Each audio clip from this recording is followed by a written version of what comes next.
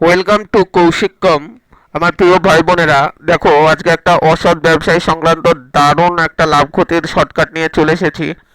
দেখো, ফার্স্ট অঙ্ক কি বলছে?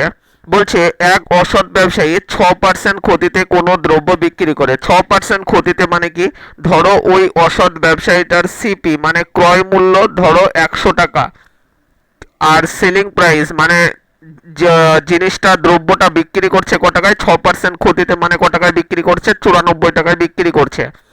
এবার দেখো বলছে কিন্তু দ্রব্যটি পরিমাণে 1 কেজির পরিবর্তে 900 গ্রাম দেয়। দেখো 900 গ্রাম দেয় মানে কি? যেখানে আমার 100 টাকার জিনিস দেওয়ার কথা ছিল সেখানে আমাকে 90 টাকার জিনিস দিচ্ছে।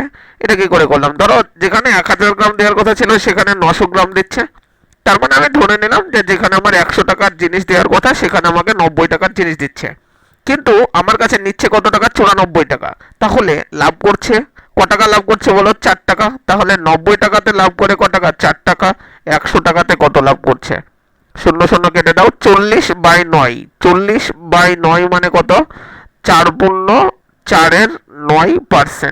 4/4 লাভ, তাই না? প্রফিট। তার মানে অপশন ডি আমাদের সঠিক অ্যান্সার হয়ে যাচ্ছে। তারপরে চলো নেক্সট অঙ্ক। বলছে এক অসৎ কাপড় ব্যবসায়ী 9% ক্ষতিতে কোনো কাপড় বিক্রি করে। তার মানে ধরো ওই কাপড় ব্যবসায়ীর কিনেছিল, ধরো সিপি কিনেছিল ধরো 100 টাকা দিয়ে একটা কাপড় কিনেছিল, কিন্তু ও বিক্রি করেছে ক টাকায়? 9% ক্ষতি করেছে। তার মানে ও বিক্রি করছে 91 টাকায়, কিন্তু কাপড়টি পরিমাণে 1 মিটারের বদলে 91 সেন্টিমিটার দেয়। মানে 1 মিটার মানে কত? 100 সেন্টিমিটার দেওয়ার কথা ছিল, কিন্তু দিয়েছে 91 সেন্টিমিটার। তার মানে আমরা ধরে নিই যে 100 টাকার কাপড় দেওয়ার কথা ছিল, কাপড় দিয়েছে 91 টাকায়।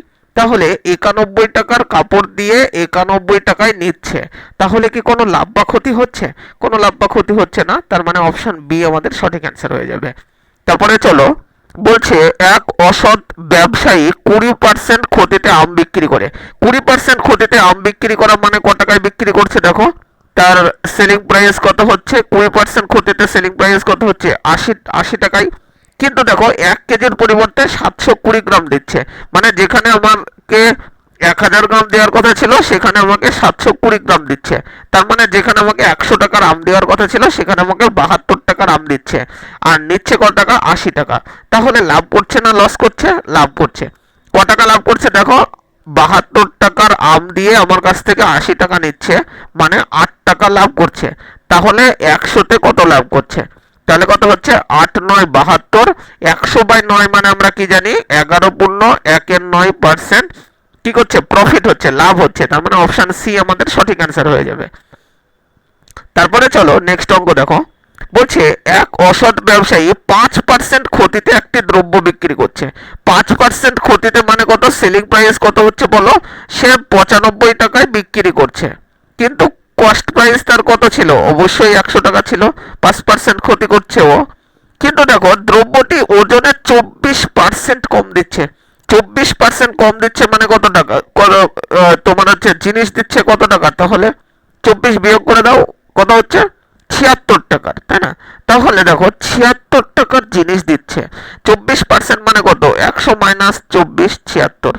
তার মানে দেখো 24 টাকার এই 76 টাকার জিনিস দিয়ে আমার কাছ থেকে নিচ্ছে কত টাকা? দেখো 95 টাকা। তাহলে লাভ করছে, তাহলে ক টাকা লাভ করছে? 96 টাকাতে লাভ করছে ক টাকা? 19। ইন্টু 100 টাকায় ক টাকা লাভ করছে? তাহলে 19 দিয়ে যাবে কত? 4×19 = 76, আর 4×25 = 100। তার মানে 25% প্রফিট করছে, তাহলে 25% লাভ। তার মানে অপশন বি আমাদের সঠিক অ্যান্সার হয়ে যাবে।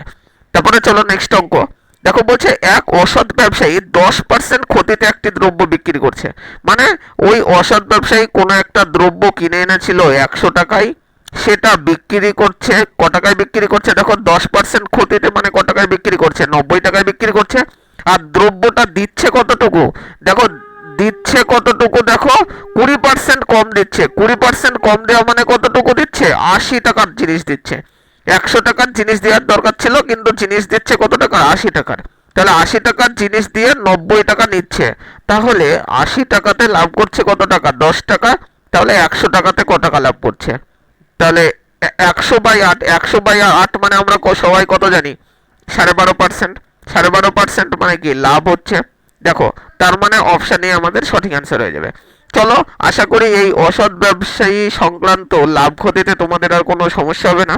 তো চলো, পরবর্তী ভিডিওতে আমরা আবার একটা দারুণ টপিক নিয়ে চলে আসবো। ততক্ষণ পর্যন্ত থ্যাংক ইউ।